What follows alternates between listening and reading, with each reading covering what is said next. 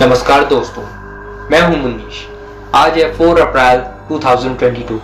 आज हम एक नए विषय पर बात करेंगे। वो विषय आपको पूरा एंटरटेनमेंट से भर देगा, क्योंकि आज का जो हमारा विषय है, आज हम बताएंगे इंसान जब एक घर बनाता है, अपने परिवार के साथ रहता है, तो परिवार के बाद जब उसकी उम्र पूरी हो जाती है, जैसे उसकी डेथ हो जाती है, फिर मौत हो जाती है, तो हम उसे जला देते हैं। उस जगह को हम क्या कहते हैं? एक शब्द है। उस जगह के बारे में आज हम बात करेंगे। उस जगह के अंदर रात के 12 बजे के बाद कभी जाते नहीं है, क्योंकि वहां पर एक डर बैठा हुआ है जो कि हमारे दिल में है। और साथ में वो जगह कैसी होगी, उस जगह के अंदर आपको कितने प्रकार की आत्माएं देखने को मिल जाएंगी, शक्तिशाली और डरपोक भी और कमजोर भी, हर तरह की। उस जगह कौन से इलाके में है, किन हालातों में उसे बनाया गया, और हाँ, उस जगह के रचयिता कौन है, किसने वो जगह बनाई। आज हम इन्हीं सभी सवालों के आपको जवाब देंगे और साथ में बताएंगे भी वो चीज़ क्या है और क्यों है, और हमारे लिए वो क्यों ज़रूरी है। सो फ्रेंड्स, आज हम इसी के ऊपर बात करेंगे। सो सबसे पहले इंट्रो रोल करेंगे।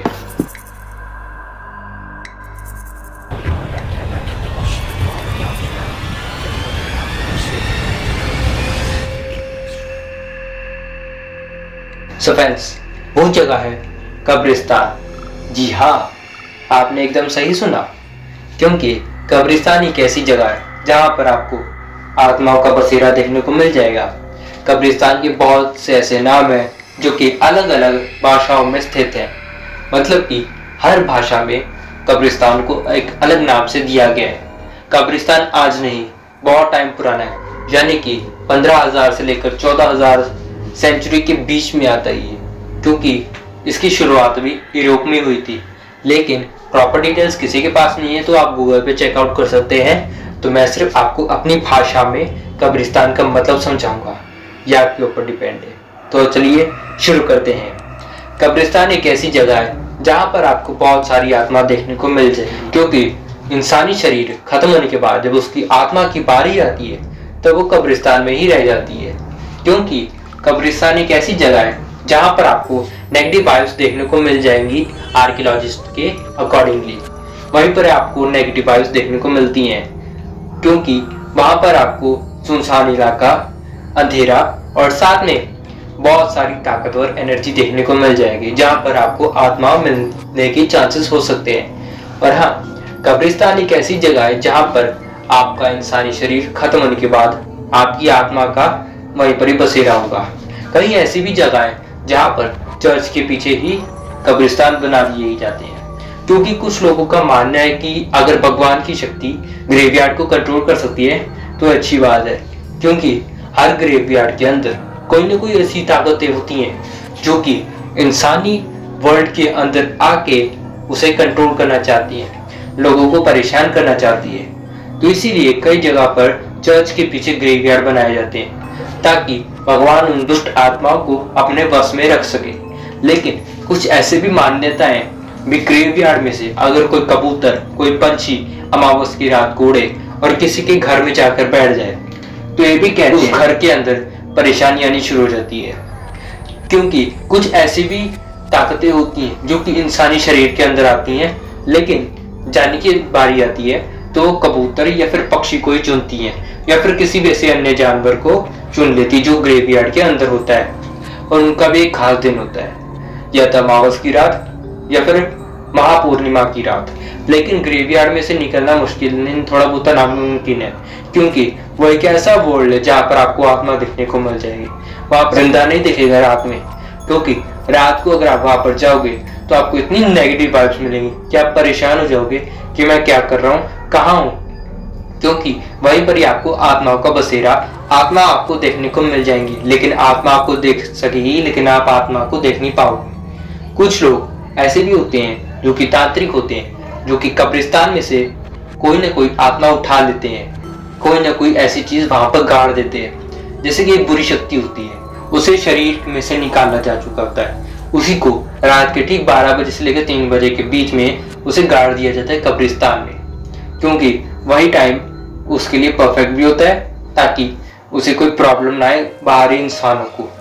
और साथ में या तो फिर उसे समुद्र में फेंक दिया जाता है, ताकि वो किसी के हाथ ना लगे, क्योंकि ह्यूमंस रात को कब्रिस्तान में इतने नहीं घुसते, लेकिन फिर भी कई लोग हिम्मत करके घुस भी जाते हैं, व्लॉग्स बनाते हैं और दिखाते हैं कि रात के ठीक 12 बजे के बाद हम कब्रिस्तान में घुस चुके हैं और हमारे सामने कुछ नहीं होता। लेकिन कभी कभी कैमरे में एक ऐसी चीज रिकॉर्ड हो जाती है जो किसी को नहीं दिखती। आपने कई ऐसी मूवीज देखी होंगी जिनमें कब्रिस्तान को दर्शाया जा चुका है अलग अलग अंदाज से और अलग अलग वे से, क्योंकि कब्रिस्तान कोई एक चीज नहीं है, पूरी दुनिया में इतने कब्रिस्तान है कि गिनते थक जाओगे। हर स्टेट में कोई ना कोई कब्रिस्तान निकलता ही है, छोटा बड़ा या उससे बड़ा या उससे बड़ा, लेकिन फिर भी लोग वहां पर जाने की हिम्मत करते हैं, क्योंकि जब इंसान मर जाता है तो उसे जलाने के लिए कब्रिस्तान की ही जरूरत पड़ती है।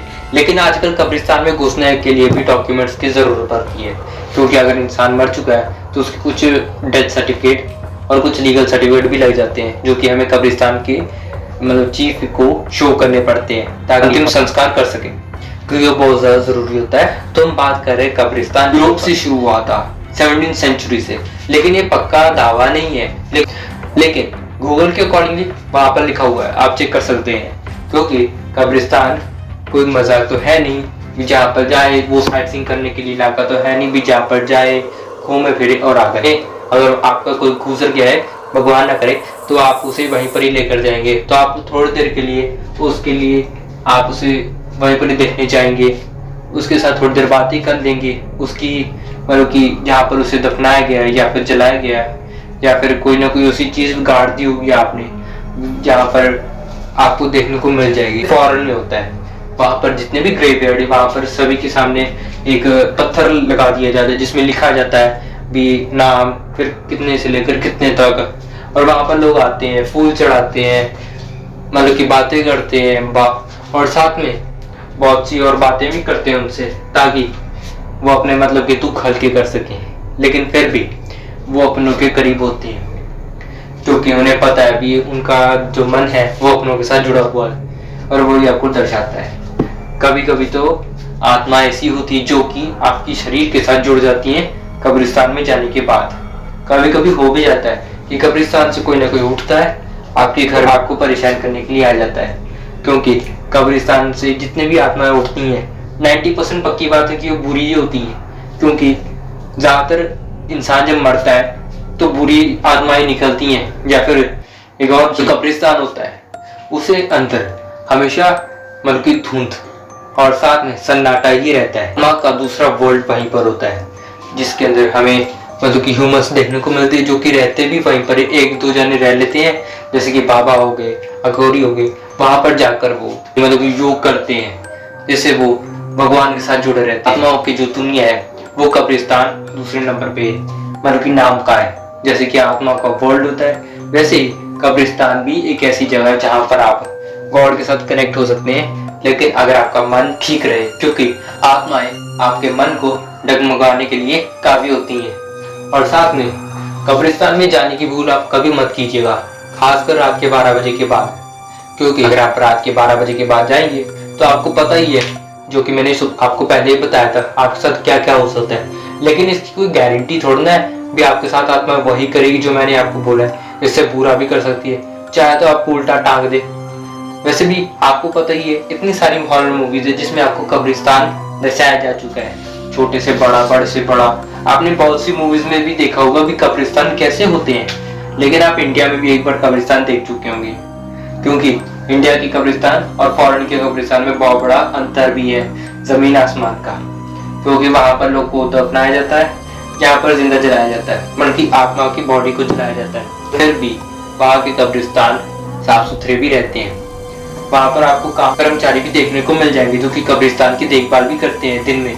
रात में वहां पर बहुत लोग कम घुसते हैं, लेकिन दिन में तो वहीं पर आपको देखने को मिल जाएंगे। आप मशीन से लेकर जाइए, आपको कब्रिस्तान रात के ठीक 12 बजे के बाद आप एक बार घुस के वहां पर मशीन से लेकर जाइए, जो गोस्ट कैचर वाली होती है, जिससे आपको गोस्ट के पता चल जाएंगे भी आत्मा किधर किधर घूम रही है, उसके रेडिएशन लेवल और उसके संपर्कता के लेवल को आपको देखने को मिल जाएगी। आप ये देखिएगा कि आपकी जो सुई है कितनी हो रही है, कि वहां के भी अलग अलग अंदाज होते हैं आपको मिलने के, आपको डराने के भी। वो आपको बू बू करके तो डराएगी नहीं, एक बार में डराएगी ऐसा कि आपकी हालत खराब हो सकती है। तो इसीलिए कब्रिस्तान के अंदर घुसना बेवकूफ़ी है। अगर आप घुस रहे हैं तो बड़े अच्छे तरीके से घुसिए ताकि आत्माएं आपको बुरा ना मान जाए। कहीं ऐसा ना हो ना भी अपना घर लेकिन अनजाना मेहमान घुस गया कोई, तो वही काम मत कीजिएगा।